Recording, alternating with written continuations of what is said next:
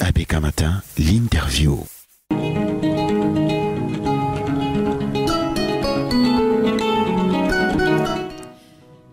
Bonjour, Président Cyril Sambaka. Je rappelle que vous êtes le président national de l'Alliance des forces progressistes du Cameroun. Bienvenue chez nous. C'est moi qui vous remercie d'avoir pensé à m'inviter. Il est vrai que ces derniers temps, je vais au pas de course, je vais de ville en ville et je dois vous remercier pour cette invitation de ce matin.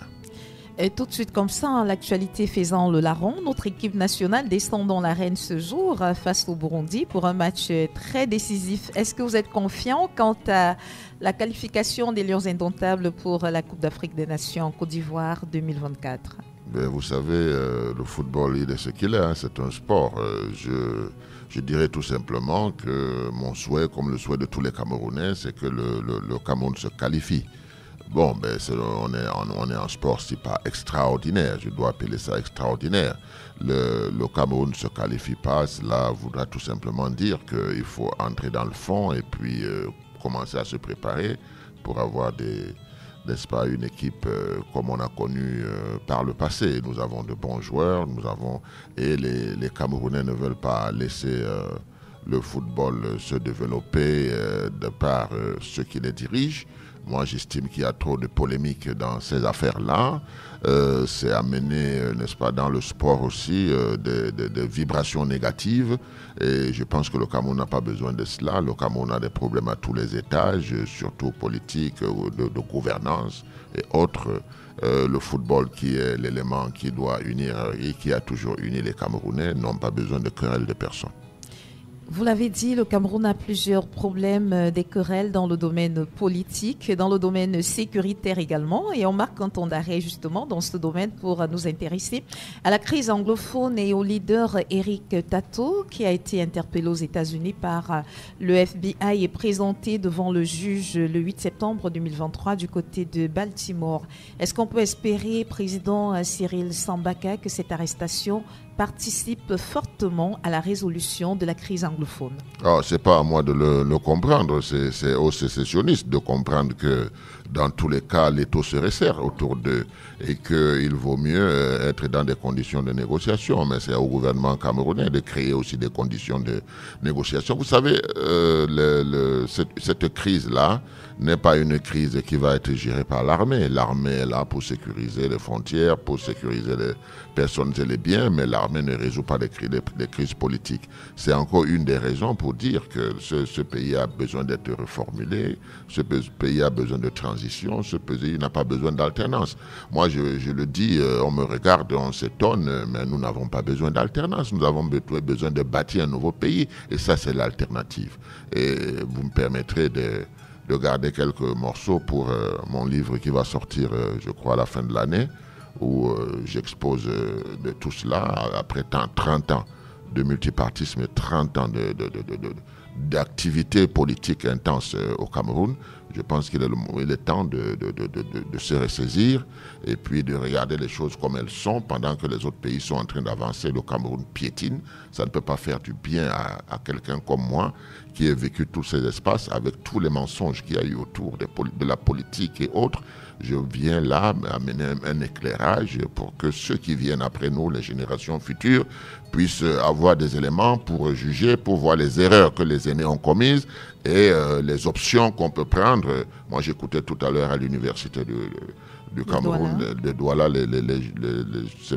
ces dames intervenir. Je pense que quand on commence à penser, n'est-ce pas, aux mines et autres, c'est des choses de l'avenir du Cameroun. Et on doit pouvoir encourager nos enfants, n'est-ce pas, à aller s'y inscrire, parce que de toutes les façons, le Cameroun ne restera pas comme ça.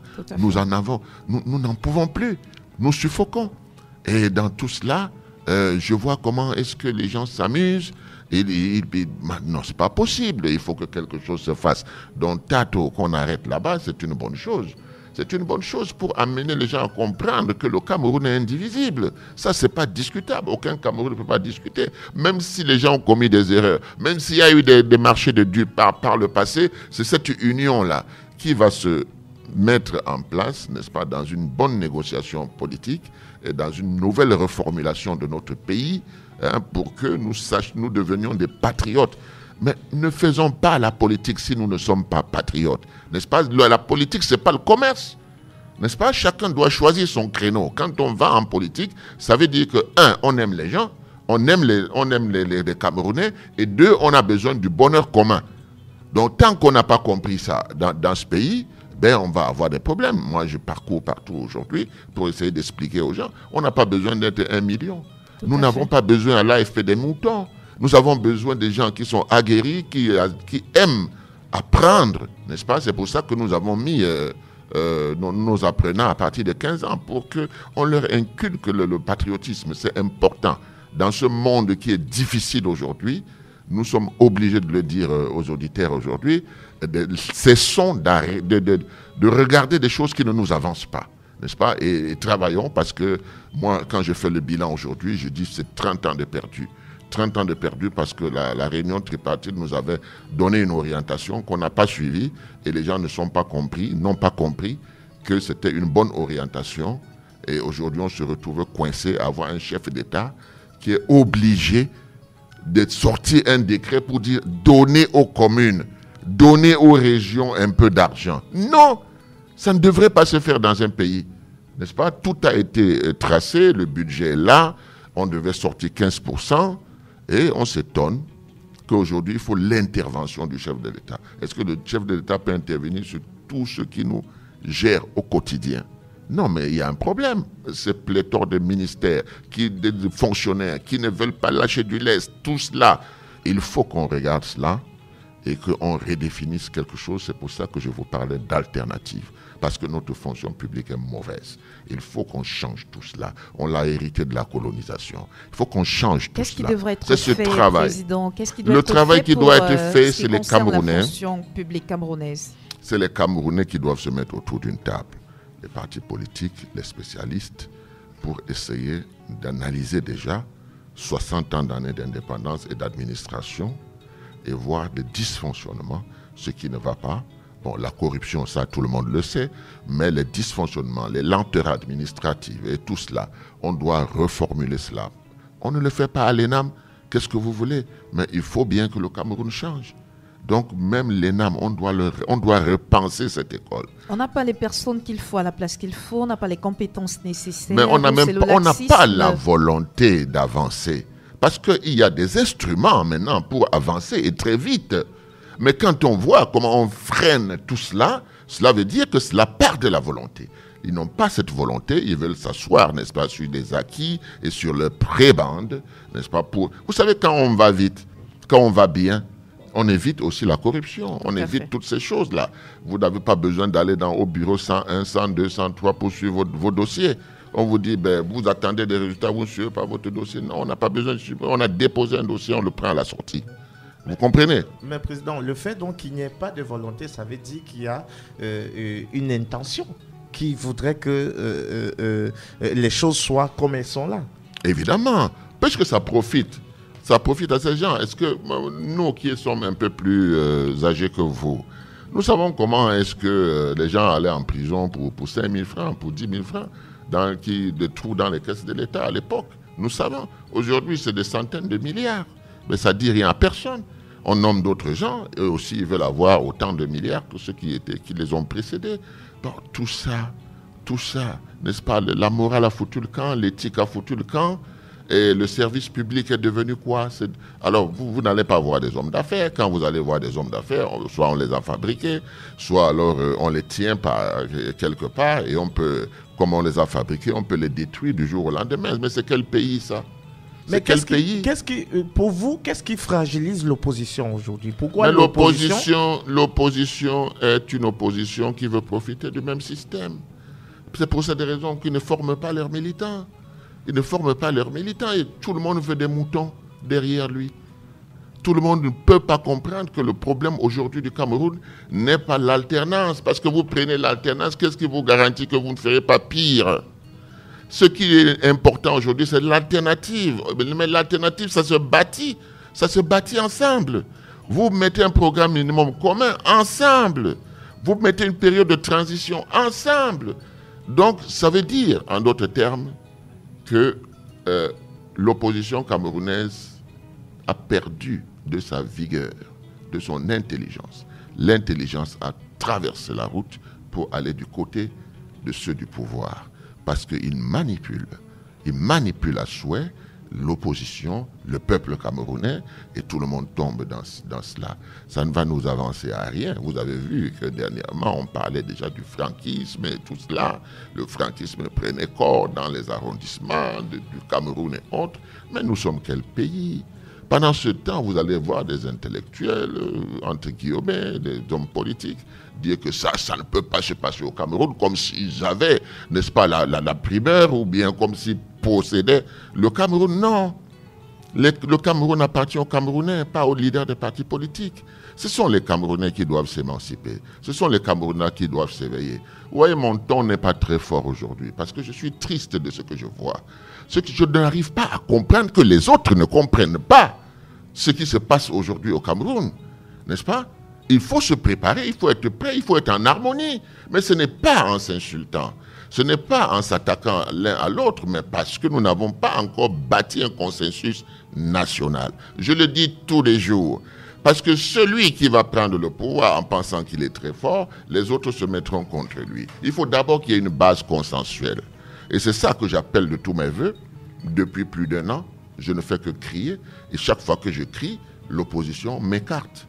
L'opposition m'écarte. Donc je me retrouve dans une voie qui, ma foi, est une troisième voie. Quelle est l'opposition qui vous écarte? Je vous dis, l'opposition camerounaise. Je suis dans une troisième voie parce que je suis seul. Je vous dis, je suis seul. Et c'est triste. Parce qu'eux, ils n'ont pas l'expérience que j'ai. Je fais de la politique depuis 30 ans. Au haut niveau. Et je sais tout ce qui s'est passé. C'est pour ça que je voudrais laisser quelque chose aux jeunes. Je voudrais leur laisser un livre pour qu'ils apprennent. Une opposition sérieuse, c'est une opposition qui analyse depuis 1990 qu'est-ce qui s'est passé. Pourquoi ceci, pourquoi cela. Qu'est-ce que nous pouvons faire? Les erreurs que nous avons commises, comment on peut les enrayer? Comment la solution aboutira toujours à cette transition? Il faut une transition au Cameroun. Vous voyez, le Gabon nous parle. Il faut une transition. Il faut rebâtir le Cameroun. Mais il ne faut pas prendre la place de Paul Biya, parce que vous ne pourrez même pas la prendre. Parce que quand vous allez gagner les élections, il y a d'autres étapes. Vous voyez?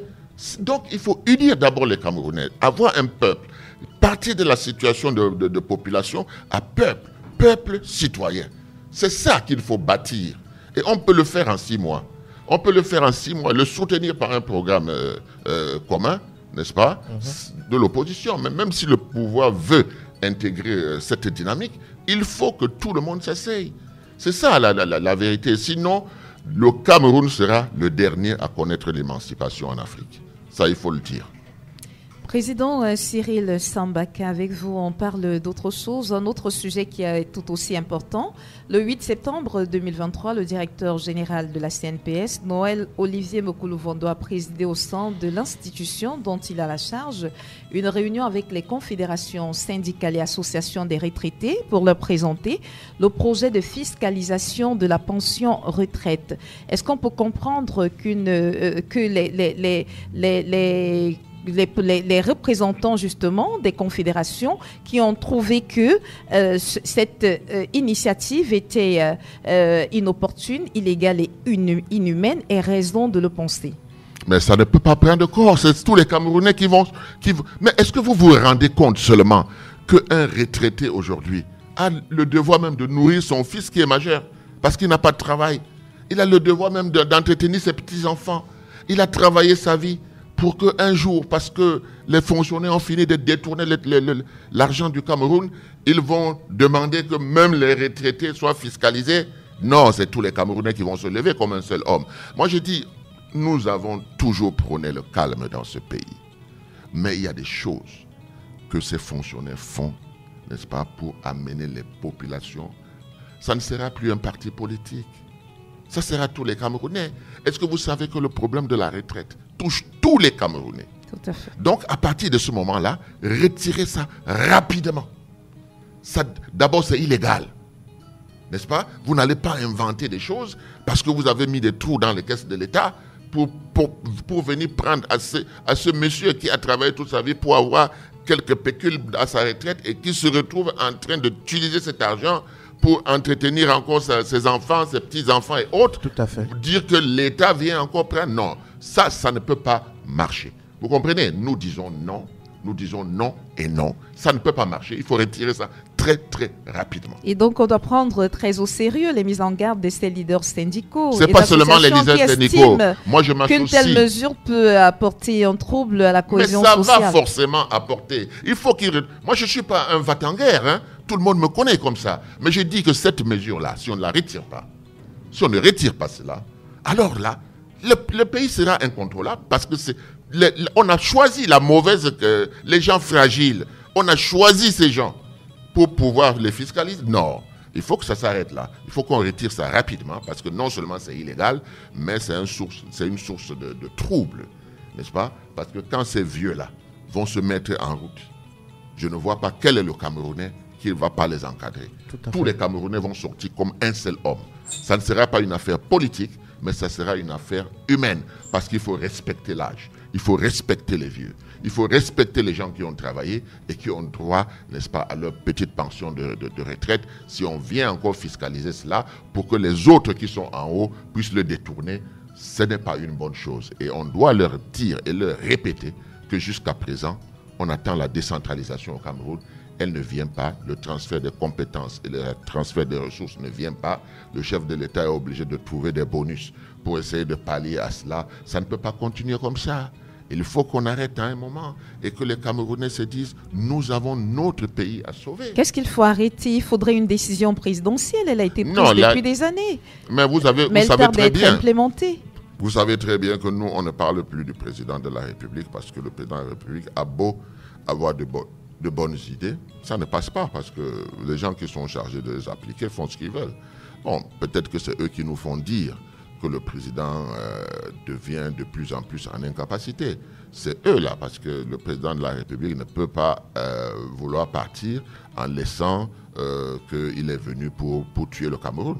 Mais ceux qui en profitent, c'est eux qui sont à côté de lui. Il ne peut pas s'en départir, il ne peut pas se séparer de ses collaborateurs qui ne l'aident pas à implémenter sa vision pour ce Cameroun. C'est la question que tous les Camerounais se posent, mais on se dit, mais ce n'est pas possible.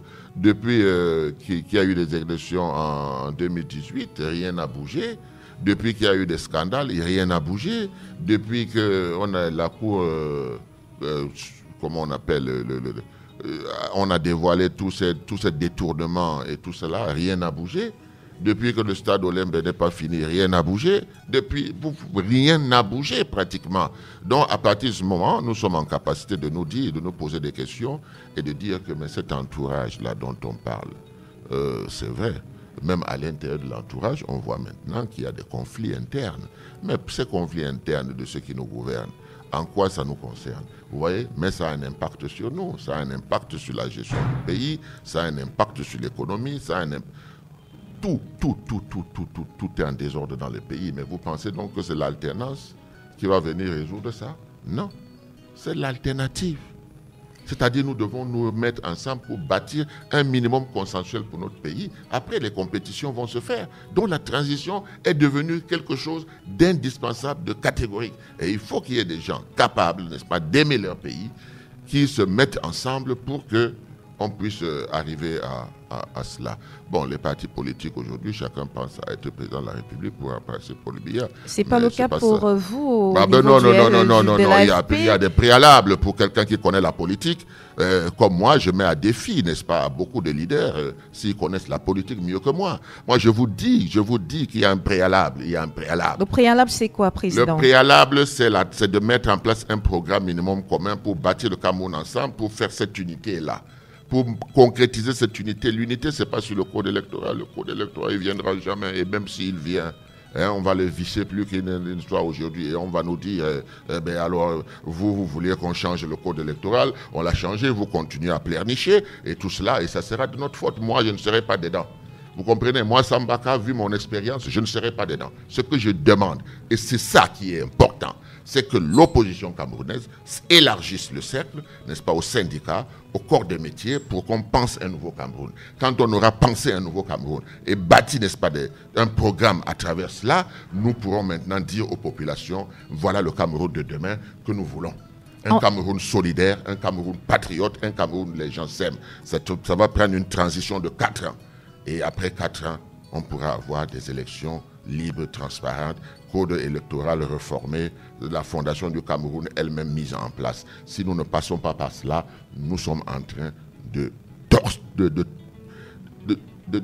bousiller notre pays, n'est-ce pas, et nos populations. C'est ça l'expérience de Sambaka. Sambaka n'est pas des candidats en rien. Sambaka dit qu'il y a des préalables pour que nous puissions avoir un Cameroun apaisé, un Cameroun où on se bat maintenant pour être le meilleur en Afrique et s'associer aux autres pays africains. Et donc, Président Cyril Sambaka, avec tout ce que je viens de vous entendre dire, l'AFP ne va pas prendre part aux élections de 2025. Nous allons prendre part aux élections. J'ai dit que les élections municipales, les élections législatives, nous encadrons, n'est-ce pas, dans les contrées, dans les arrondissements, des gens qui se constituent et qui pensent qu'avec l'idéologie de l'AFP, ils peuvent prendre une commune et développer pour le bien-être de la population. Nous les accueillons chaque jour à l'AFP. Et moi, c'est ça ma ligne. L'émergence des leaders locaux. Parce qu'une commune, c'est un peu comme une petite présidence de la République. Ce n'est pas une affaire où, vous savez, demain ou après-demain, on va faire une vraie décentralisation. Il n'y aura plus le gouverneur avec ses machins décentralisés, déconcentrés, avec ses services déconcentrés, qui vont venir être une chape de plomb sur les élus. Donc tout ça, ça va disparaître, mais il faut préparer ça aujourd'hui. Et puis les gens pensent qu'il y a un Messie qui va être président de la République et il va changer tout le Cameroun. Ce n'est pas possible. Je vous dis, ce n'est pas possible. Et les Camerounais sont suffisamment intelligents. Ils sont suffisamment intelligents pour rendre nos communes des petits paradis. C'est ce que l'AFP dit et c'est ce que nous disons, que c'est ça qui est important aujourd'hui. C'est pas la présidence... La présidence ne tient pas la route. C'est une transition qu'il faut là-bas pour remettre les choses à plat et pour bâtir un nouveau Cameroun. C'est ça que j'appelle l'alternative, n'est-ce pas? Moi, je ne suis pas pour l'alternance, je suis pour l'alternative.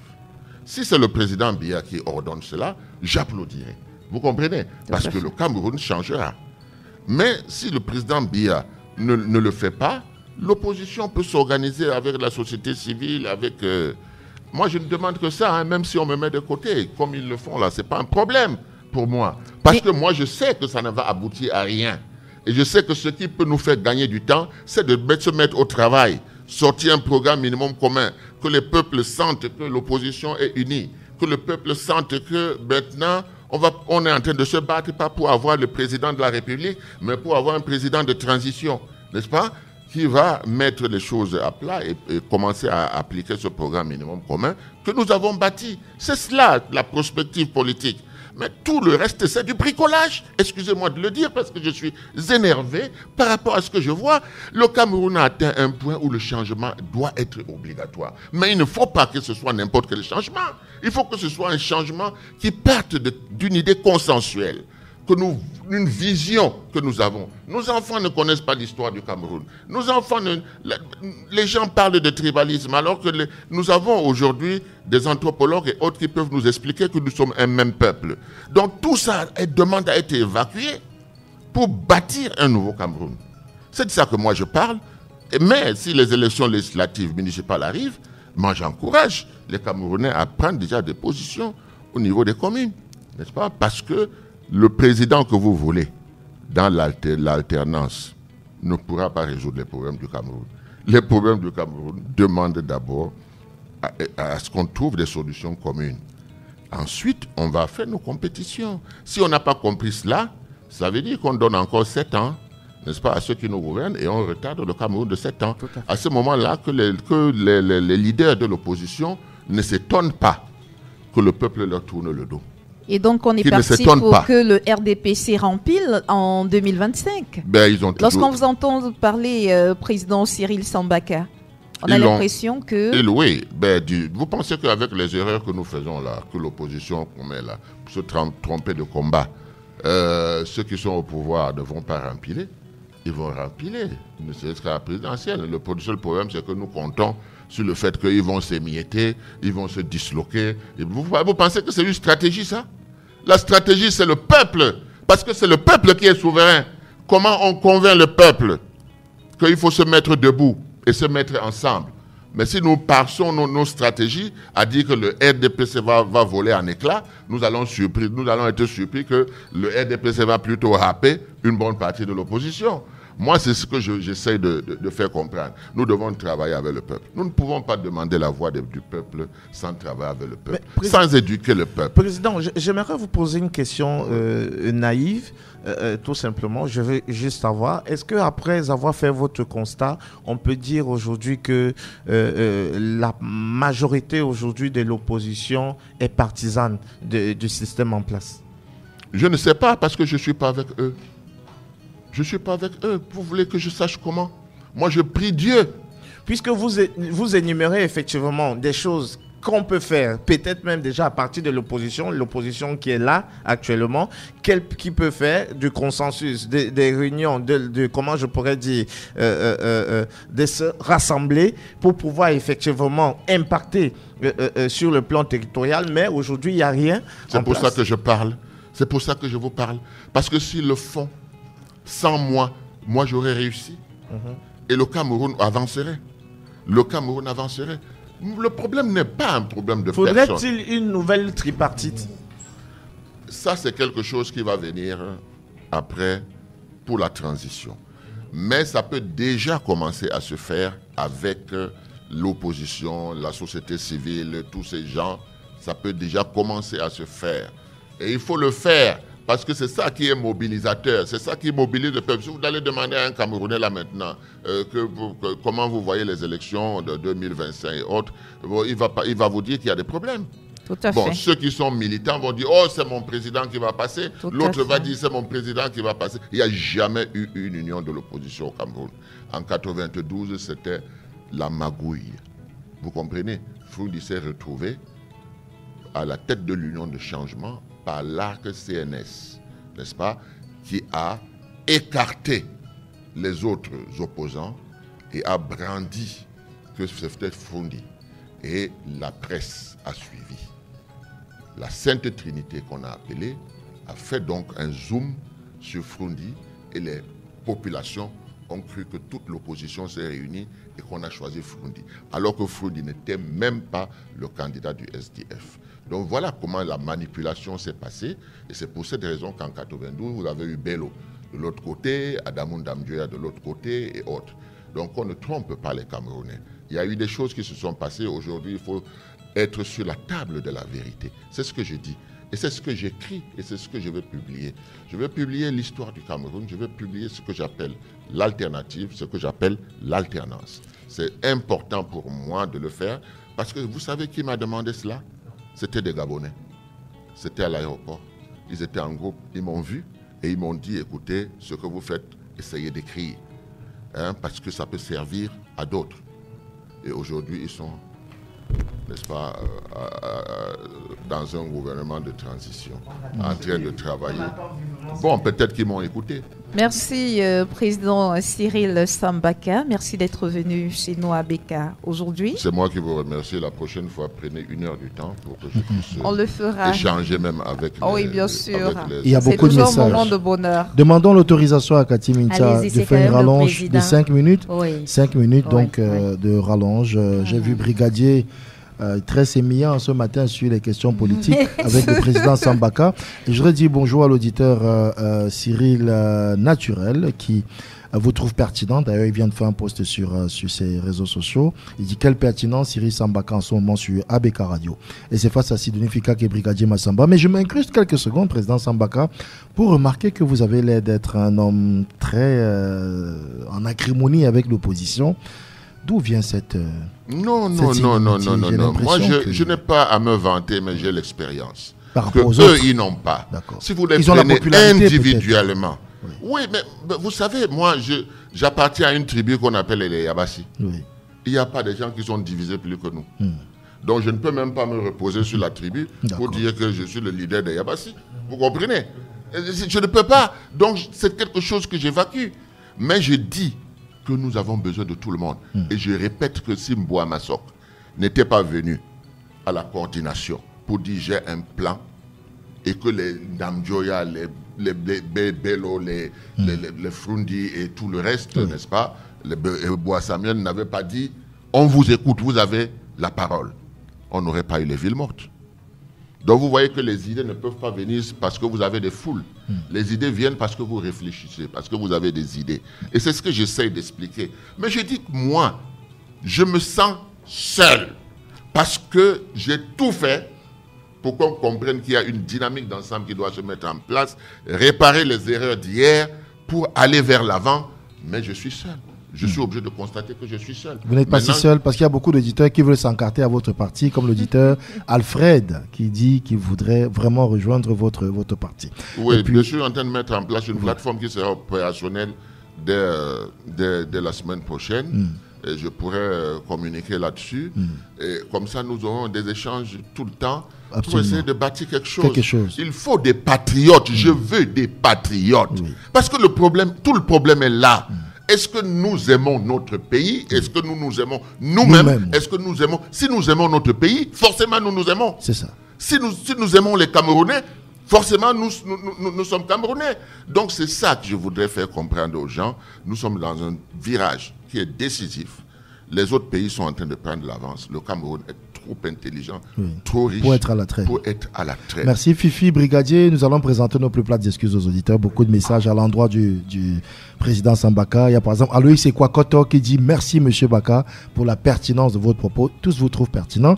Il dit désolé de le dire, mais vous, ce que vous dites, c'est la stricte vérité. C'est la seule solution. Merci et bravo. Et d'ailleurs, Cathy Minta disait hier ici que vous faites partie avec 2 ou 3 autres rares politiciens de ceux qu'elle écouterait toute la journée. C'est pour cela qu'elle a été trahie par vous. Oui, voilà. Ok, merci encore. Merci de m'écouter. Je pense que je ne fais que de mon devoir. C'est ça, c'est ça.